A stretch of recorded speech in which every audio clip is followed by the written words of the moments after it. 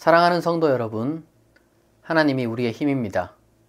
오늘 우리의 영혼에 힘을 공급할 하나님의 말씀은 예레미야 애가 3장 21절에서 23절입니다. 제가 낭독하겠습니다. 이것을 내가 내 마음에 담아두었더니 그것이 오히려 나의 소망이 되었사오문 여호와의 인자와 긍휼이 무궁하심으로 우리가 진멸되지 아니함이니이다. 이것들이 아침마다 새로우니 주의 성실하심이 크시도소이다. 아멘. 오늘 우리는 인생에서 가장 어려운 시기 중 하나인 실직과 그리고 구직의 과정을 함께 살펴보려고 합니다. 여러분 중에는 갑자기 일자리를 잃게 된 그런 경우도 있을 것이고요. 그리고 또 수개월 또는 수년간 일자리를 찾아 헤매는데 마땅히 이렇게 구하지 못하는 그런 분들도 있을 것이고, 그리고 첫 직장을 구하려고 하는 청년들도 있을 것입니다. 우리가 사는 이 시대에 직업이라는 것은 단순한 생계수단 그 이상의 의미를 가지고 있습니다. 그래서 개인의 자기 정체성이라든지 그리고 자기 가치라든지 그리고 사회 속 위치와도 굉장히 깊이 연결되어 있습니다. 그러다 보니까 이렇게 이제 일자리의 상실 내지는 취업의 어려움 같은 경우는 경제적 불안을 넘어서 정서적이고 영적인 그러한 위기로 다가오기도 합니다. 오늘 우리가 함께 묵상할 본문은 예레미야 애가인데요. 예레미야는 이 국가적 재앙과 개인의 고통 가운데서도 하나님의 성실하심, 하나님의 아침마다 새로운 은혜를 발견했다고 합니다. 오늘은 그의 고백이 우리에게 어떤 위로와 소망을 줄 수 있는지 같이 살펴보면 좋겠습니다. 먼저 간단하게 이 말씀의 배경을 좀 설명하겠습니다. 이 예레미야 애가는 예루살렘이 이스라엘 국가의 이제 남유다의 이제 그 도시, 그리고 이제 수도, 그리고 이제 성전이죠. 그것이 신바빌로니아의 침략에 의해서 완전히 이제 파괴된 후 기록된 슬픔의 시라고 이렇게 보시면 되겠습니다. 국가적 재앙과 그 개인의 절망을 예레미야가 처음부터 끝까지 쭉 노래하는 게 바로 이 예레미야 애가인데요. 그런데 이제 중간 잠깐 예레미야 애가가 그래도 자기 자신이 발견한 어떠한 그 은혜가 있다는 것을 우리에게 알려줍니다. 그것이 바로 예레미야 애가 3장입니다. 특히 그 중에서도 오늘 우리가 읽은 21절에서 23절 본문을 보게 되면 굉장히 중요한 메시지가 발견될 수 있는데, 21절을 보게 되면은 이제 이것을 내가 내 마음에 담아 두었더니 내게 소망이 되었다, 이렇게 이제 표현을 하거든요. 그럼 이제 뭘 마음에 담아 두었느냐, 뭐가 왜 소망이 되었느냐, 가만히 생각해 보니까 하나님께서 그래도 우리에게 자비와 사랑을 베풀고 있다는 그 폐허 가운데서도 이제 예레미야가 이제 깨달은 그 깨달음이라는 거예요. 모든 것이 무너진 상황 속에서도 그 마음에 어떤 그 하나님에 대한 진리가 그에게 깨달음으로 다가오니까 하나의 소망이 되고 고백이 되는 거예요. 그래서 22절에서 23절이 뭐라고 하느냐, 하나님의 인자와 긍휼, 아침마다 새로운 하나님의 은혜를 고백할 수 있게 되었다는 겁니다. 다시 말해서 예레미야 애가 이 시가 우리에게 지금 들려주고자 하는 바는 뭐냐, 하나님의 사랑은 우리의 상황과 관계없이 항상 다함이 없으며 매일 아침 새롭게 경험할 수 있다는 것입니다. 우리에게도 마찬가지예요. 실직의 고통 속에서도 구직의 좌절 가운데서도 하나님의 인자와 하나님의 긍휼은 아침마다 새롭게 찾아온다는 것입니다. 실직과 구직을 이렇게 경험하는 사람들은 다 그 마음의 어려움이 있어요. 마음의 어려움. 갑작스러운 실직 이런 거는 정말 큰 충격과 상실감 이런 것들을 가져오고요. 오랫동안 쌓아온 경력, 관계, 일상의 구조가 하루아침에 무너지는 그러한 어떤 깊은 상실감을 줍니다. 저도 경험해 봤어요. 그냥 갑작스럽게 일 잘하고 있는데 나가라 하더라고.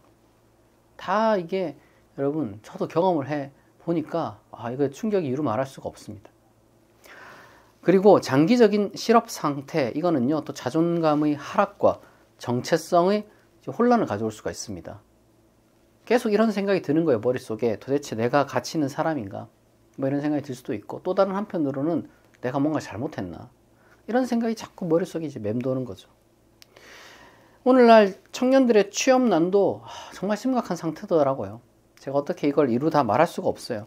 얼마나 그 미래가 불안하고 얼마나 그 마음에 이제 좌절이 크겠습니까? 열심히 준비했는데도 기회의 문이 열리지 않고 그러면요, 이게 하나님의 계획도 뭐 의심되고 그러는 거죠. 아무리 믿음이 좋아도.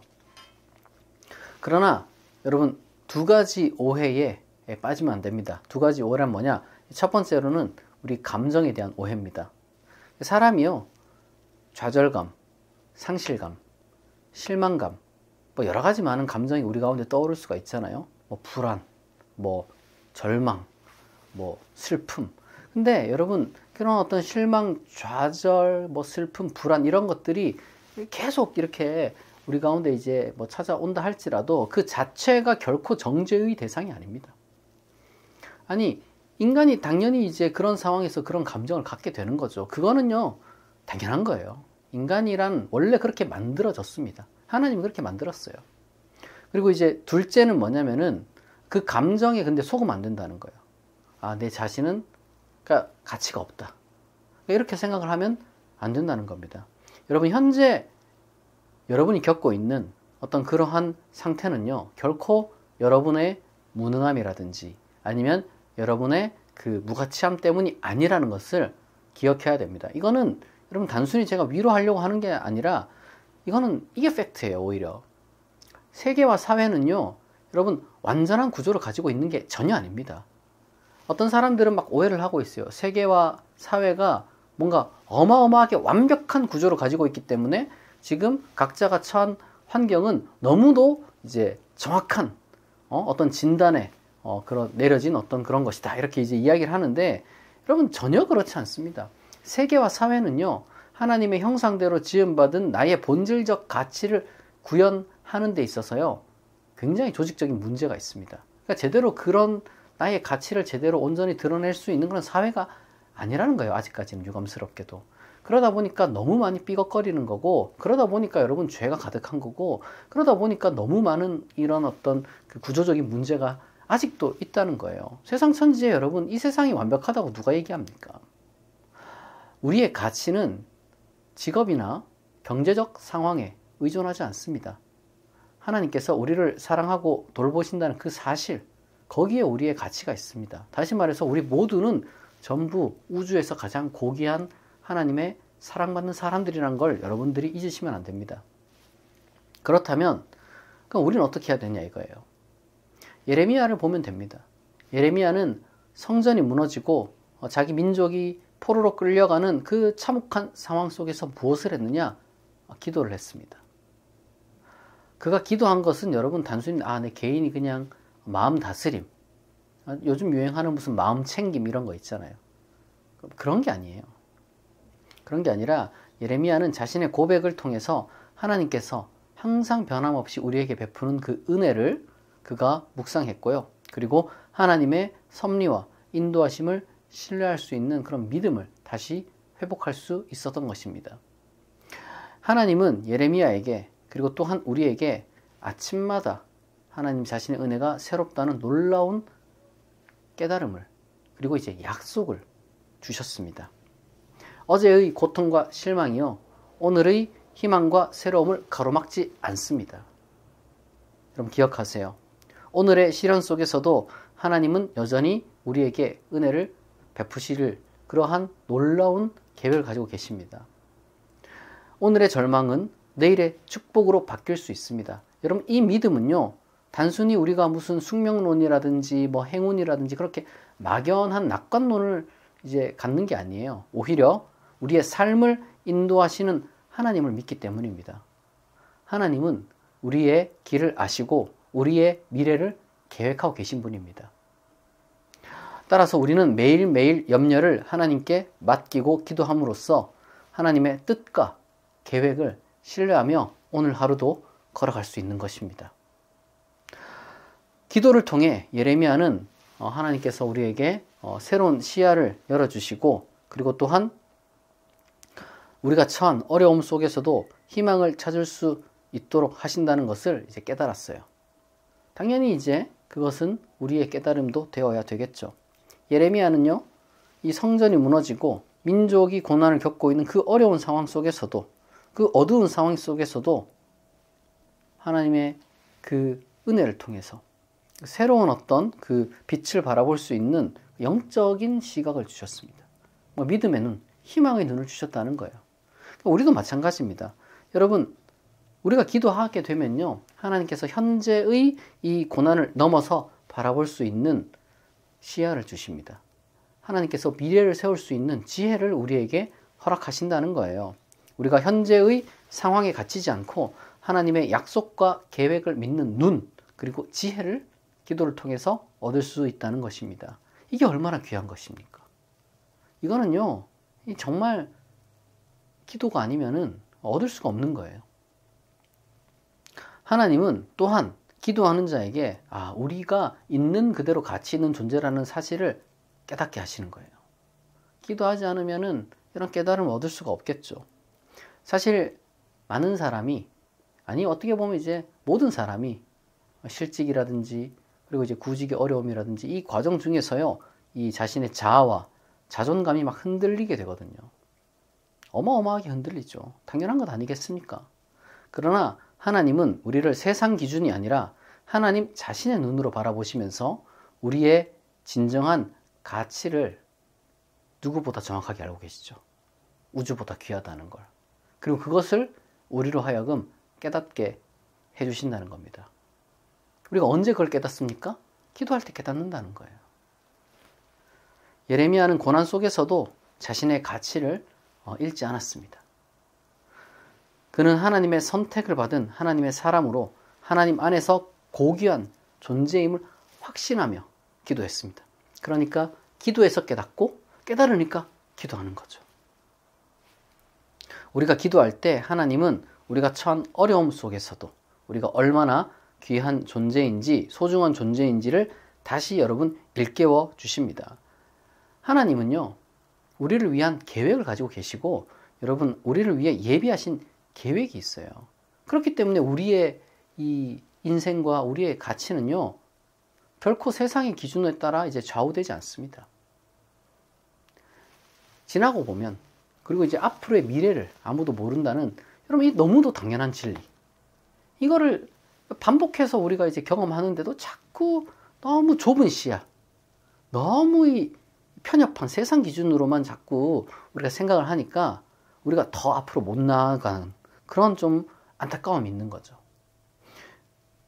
하나님께서 우리를 향한 그 사랑과 계획을 믿고 그 사랑 안에서 우리가 나아가게 될 때 우리는 어떠한 상황 속에서도 우리가 이제 흔들리지 않게 됩니다.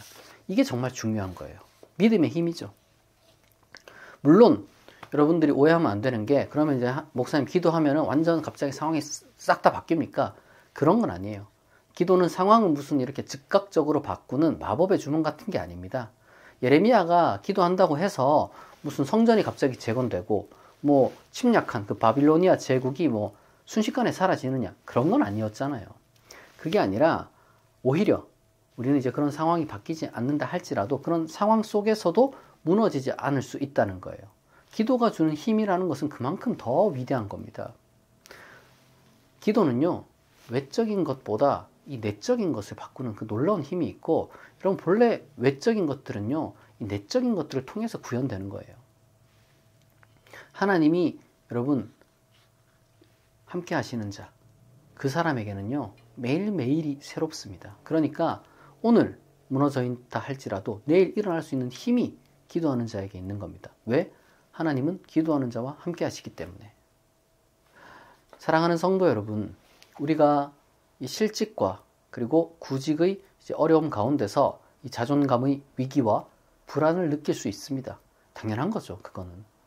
그러나 우리의 가치는요, 직업이나 경제적 상황에 의존하지 않으며 하나님이 우리를 바라보는 바로 그 눈, 하나님이 우리를 사랑한다는 바로 그 사실, 그리고 우리가 하나님의 형상으로 지음받았다는 바로 그 사실에 근거한다는 것을 잊지 마시기 바랍니다. 이거는요, 다른 어디서도 가르쳐 주는 게 아니에요. 오로지 이 기독교에서 그리스도인이 갖는 믿음인 겁니다. 그러니까 이 믿음이 얼마나 고귀합니까? 이 기간 중 여러분 무조건 우리가 뭘 해야 되느냐? 다른 여러 가지 많은 것도 해도 좋지만 막 이렇게 아무것도 안 하고 그냥 엎드려가지고 그냥 누워가지고 그냥 좌절만 하고 그럴 게 아니라 멍하니 그냥 이제 뭐 아무거나 이제 의미 없는 것만 자꾸 보면서 여러분 시간을 때울 것이 아니라 여러분 기도해야 됩니다. 기도가 여러분 우리를 변화시켜요. 기도를 통해서 우리는 새로운 시야를 얻게 되고요. 그리고 기도로 인해 비록 어려운 상황이라는 것이 즉각 바뀌지는 않더라도 기도를 통해 하나님과 동행하는 삶 속에서 우리는 매일 새로운 힘과 그리고 소망을 얻을 수가 있습니다. 하나님의 은혜는 여러분 아침마다 새로울 것입니다. 여러분 내일은 내일의 태양이 뜬다는 그 유명한 말이 있잖아요.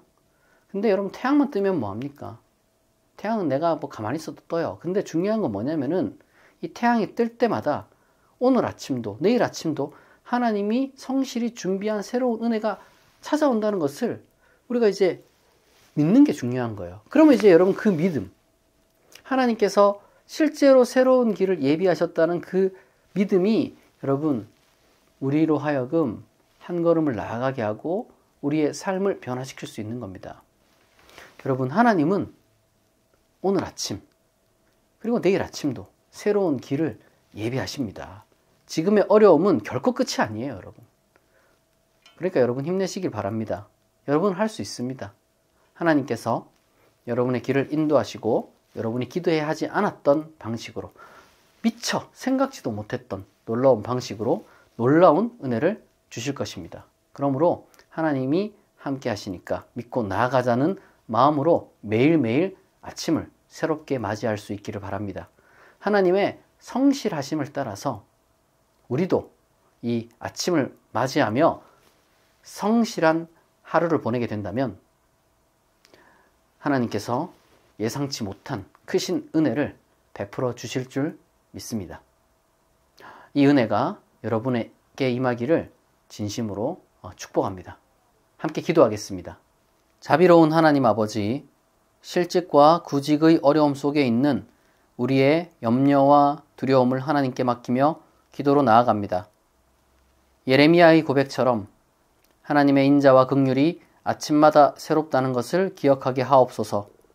우리의 가치가 직업이나 경제적 상황이 아닌 하나님의 사랑받는 자녀라는 정체성에 있음을 깨닫게 하옵소서.